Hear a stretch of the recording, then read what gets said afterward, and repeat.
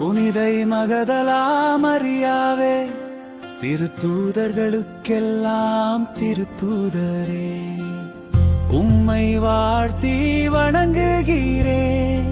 இறைவனின் எல்லையில்லா இரக்கத்தை பெற்றவரே, உம்மை அண்டி வந்தோர் அனைவரின் துயர் துடைப்பவரே, என்னுடைய எளிய வேண்டுதலே கனிவாய் எனக்கு பெற்று செய்தது போல் என்னையும் அவர் அன்பு செய்யவும், நீர் அவரை அன்பு செய்தது போல் நானும் அவரை அன்பு செய்யவும் எனக்கு வழிகாட்டும்.